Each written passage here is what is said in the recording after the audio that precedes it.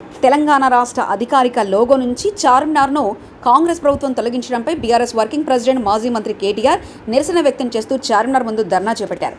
కేటీఆర్ మద్దతుగా బీఆర్ఎస్ నేతలు, కార్యకర్తలు చార్మినార్ వద్దకు పెద్ద సంఖ్యలో చేరుకున్నారు. ఈ సందర్భంగా కేటీఆర్ మాట్లాడుతూ కాంగ్రెస్ ప్రభుత్వం కుట్రపూరితంగా వ్యవహరిస్తుందని, ఉద్దేశపూర్వకంగానే రాజముద్ర మార్పు చేస్తుందని విమర్శించారు.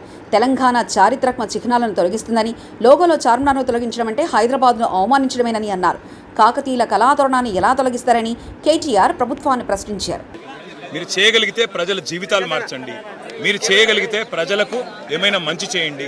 అంతేగాని కేసీఆర్ చేసిన ప్రతిదాన్ని నేను ఉల్టా చేస్తా, కేసీఆర్ చేసిన దానికి ఆయన ఆనవాళ్లు తుడిచేదానికి చేస్తాను ఆయన అనుకుంటే, నేను రేవంత్ రెడ్డికి చెప్పేది ఒకటే, మీకు తెలంగాణ పోరాటం గురించి తెలియదు, తెలంగాణ సంస్కృతి గురించి తెలియదు. ఒక అదృష్టవశాత్తు టైం బాగుండి ముఖ్యమంత్రి అయినారు మీరు. కానీ ఈ రకంగా తెలంగాణను అవమానించే ప్రయత్నం చేస్తే తప్పకుండా తెలంగాణ వాదులు, తెలంగాణ బిడ్డలు మీకు నిరసన చెప్తారు. 100% ఇది ఆమోదయోగ్యమైన నిర్ణయం కాదు, ప్రజలకు అనుకూలంగా ఉండే నిర్ణయం కాదు. చేయగలిగితే మంచి చేయండి తప్ప ఇలాంటి అవమానించే పనులు చేయదని. ఏ పక్ష సమావేశం పెట్టినా ఒకటి మాత్రం వాస్తవం, రేవంత్ రెడ్డి చరిత్ర తెలియని మూర్ఖుడు. ఆయనకు తెలంగాణ పోరాట చరిత్ర తెలియదు, తెలంగాణ వారసత్వ చరిత్ర తెలియదు.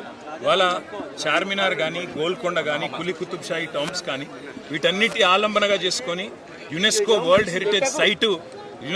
హెరిటేజ్ సిటీగా హైదరాబాద్ గుర్తింపు తెచ్చుకునే అవకాశం ఉంది.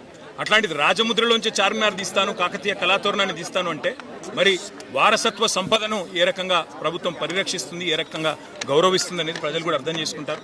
ఇలాంటి మూర్ఖపు నిర్ణయాలు ప్రభుత్వానికి మంచిది. తప్పకుండా పెట్టండి, మేము వద్దనట్లేదు.